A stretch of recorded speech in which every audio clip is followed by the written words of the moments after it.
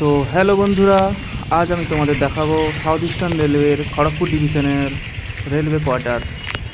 আমরা রেলওয়ের স্টেশনের প্ল্যাটফর্ম নাম্বার 1 থেকে নেমে আমরা রেলওয়ে কোয়ার্টারের দিকে যাচ্ছি। এই দিকে একটি রাস্তা আছে, এইদিকে রেলওয়ে কোয়ার্টার আছে, আর একটি সোজা রাস্তা গেছে। এই সোজা রাস্তাতে গেলে দুপাশে পুকুর, এই পুকুর আগে পরিষ্কার থাকতো, এখন অব্যবহৃত থাকার জন্য এই পুকুর নোংরা জমে গেছে। এবার আমরা চলে এলাম গেটের কাছে। গেট খুলে ডান দিকে যাব, গেলে আমাদের কোয়ার্টার পড়বে। এই দিকে দেখো বাম দিকের কোয়ার্টারগুলো, গেট লাগিয়ে দিলাম। তারপরে এই বাম দিকে 3টি কোয়ার্টার আছে, আর ডান দিকে এই কোয়ার্টারগুলি আছে।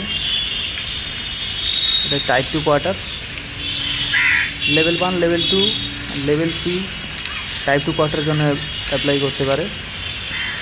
এদের কোয়ার্টার নাম্বার হচ্ছে T2/8।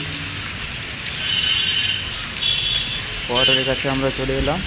এরপরে আমরা কলিং বেল বাজাবো। তো এইটা হচ্ছে কলিং বেল।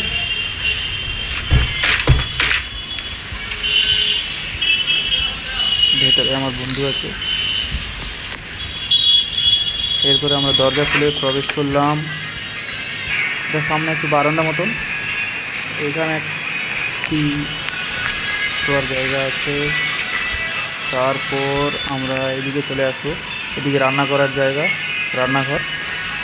রান্নাঘরের ভিতরের অবস্থাটা দেখো কি, এখানে জল টল সব কিছু ব্যবস্থা আছে, লাইটের সব। এরপর এখানে পাশে বেসিন। এরপরে চলে আসবো, একটা ফাঁকা জায়গা আছে রেলওয়ে কোয়ার্টারের ঠিক মানে ফাঁকা জায়গা, এটা স্নানাগার। দেখো এর ভেতরের অবস্থা ঠিক আছে মোটামুটি। আর এদিকে আছে বাথরুম। আর এর ঠিক পেছনে আমাদের বিশাল বড় একটি পুকুর আছে, যেটা রেলওয়ে আন্ডারেই আছে।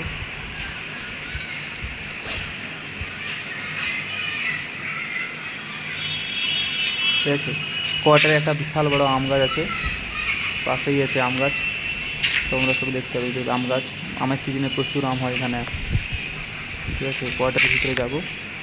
আমরা একটা রুমে ছিলাম, এরপরে আমরা কোয়ার্টারে অন্য রুমে যাব। এই রুমটা আরেকটা বেড আছে, এই রুমটা লাইট জ্বালিয়ে দেখছি পাশে ড্যাম পড়ে আছে।